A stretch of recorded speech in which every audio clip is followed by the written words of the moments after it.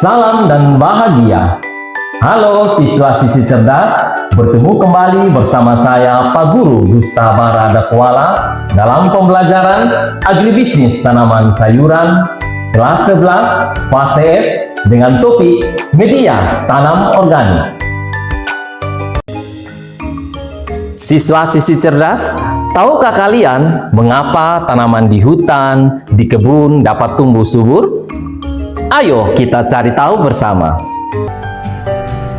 Siswa-siswi cerdas, pernahkah kalian memperhatikan tanaman bunga yang tumbuh sehat di taman sekolah atau tanaman sayuran di kebun sekolah?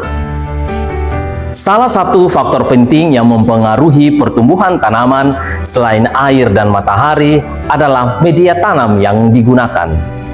Media tanam merupakan tempat di mana tanaman dapat memperoleh air dan nutrisi untuk mendukung pertumbuhannya.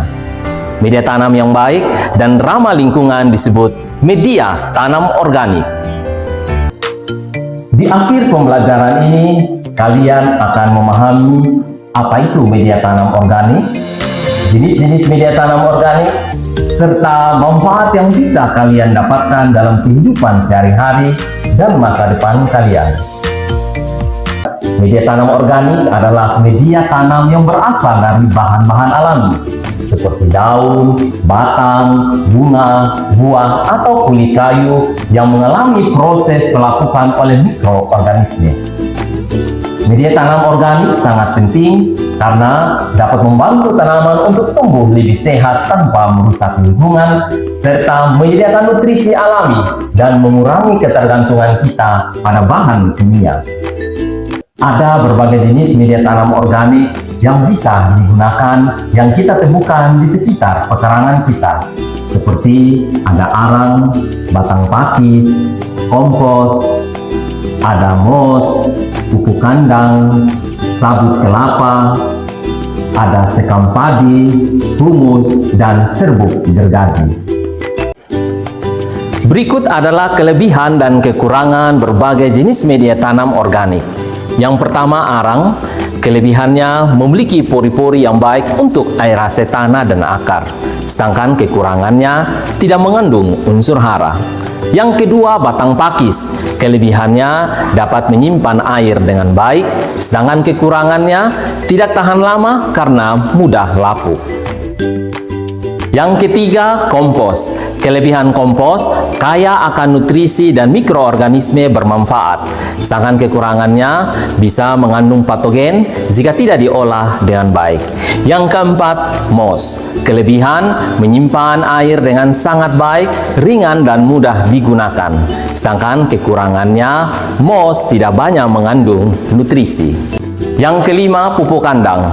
Kelebihan pupuk kandang kaya akan nutrisi organik dan dapat memperbaiki struktur tanah serta merangsang aktivitas mikroorganisme tanah.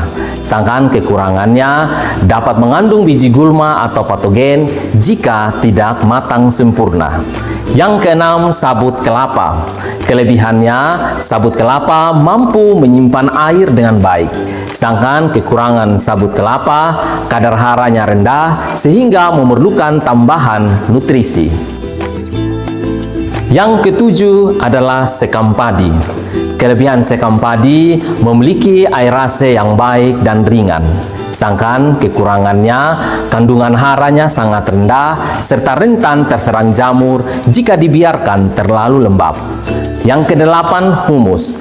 Kelebihan humus kaya akan nutrisi dan senyawa organik, sedangkan kekurangan dari humus, proses terbentuknya memerlukan waktu yang cukup lama. Dan yang terakhir, serbuk gergaji.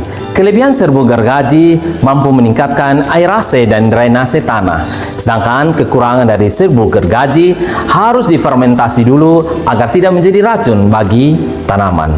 Siswa-siswi cerdas, setiap jenis media tanam organik memiliki fungsi yang berbeda-beda dan pilihan penggunaannya sangat tergantung pada kebutuhan tanaman serta kondisi lingkungan yang diinginkan.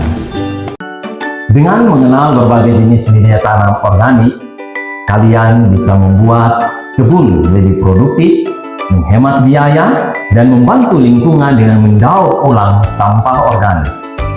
Siswa-siswi cerdas, Setelah belajar hari ini, pikirkanlah apa yang bisa kalian lakukan untuk memulai perubahan kecil di rumah.